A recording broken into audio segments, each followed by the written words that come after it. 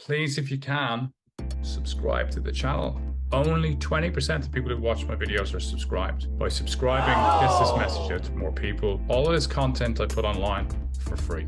Yay! It's in the hope that it helps people who can't otherwise access the help that they need. So by supporting me, supporting people just like you. Generation Z and millennials are often being viewed at the moment and spoken about as snowflakes or weaker than previous generations. And I was schooled in the 90s in banking in London, where there was no place to speak up. It was an employee culture of put up or shut up. We were not brave enough to speak up. We didn't have any capacity to do it. And we managed our fear with alcohol and drugs. And that's the reality. Every Thursday night, every Friday night, that's how we unwound. And I believe that young people today are less worried about confronting authority. And they're willing to have conversations about mental health. Their parents may have missed the boat, but that's irrelevant. Their friends, their siblings, their colleagues, their work friends are genuinely interested about how each other is doing. It's not just a polite statement of, "How are you?" It's a profound act of listening and compassion, and it's happening all throughout this country. So my generation has very profound changes to ponder. And as of June 2022, the employment rate in the UK was the highest amongst 35 to 45-year-olds, 85%. And that cohort is today's leaders. They're the new chief executives, the new board members, the new SLT members. They will decide what happens in our workforce, in our charity sector, in our business sector. And they're going to be the new CEOs of your organizations. The boards also will change, but that's behind the curve. So boards are an older generation, and that's something that needs to be challenged. And the world is changing, so we either evolve or die. And there's a great example of not being psychologically safe in action in an accountancy firm last summer, where the senior partner held a call on Zoom because he wanted everybody to come back to work.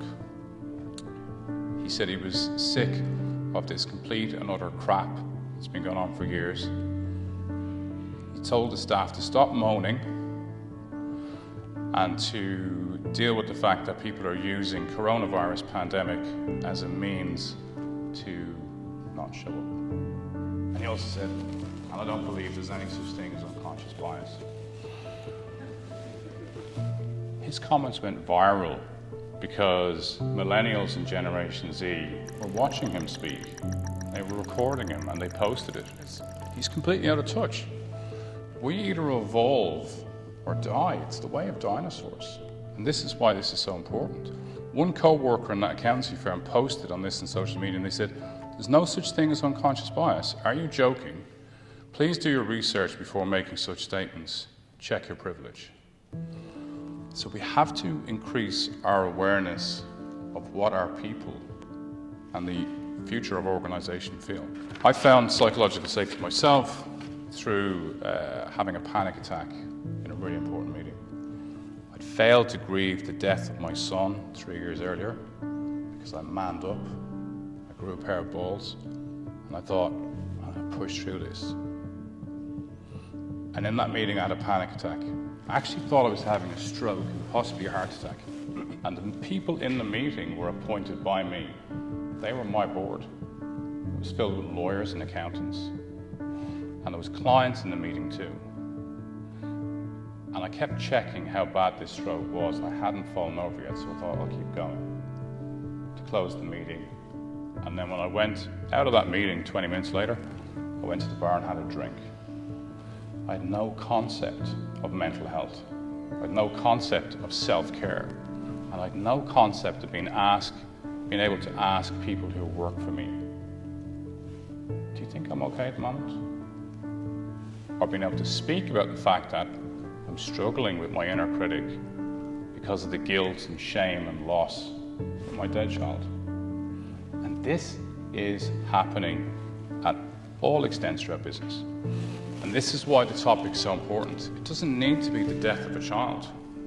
It can be the end of a relationship. It can can be COVID. It can be the energy crisis.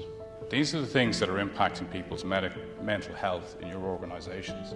And unless we start to create an environment that allows people to speak to their colleagues, friends, employers, line managers, CEOs, it remains hidden, and people leave your organization because they go somewhere where it is acceptable to speak. It's time to speak up. It's time to be open and honest about mental health. It's not a disease. It is a byproduct of an environment where people are suffering from something else: stress, anxiety, depression, trauma. Please take the time to speak to your loved ones, speak to your work colleagues, and make sure that everybody knows it's okay and it's safe to talk.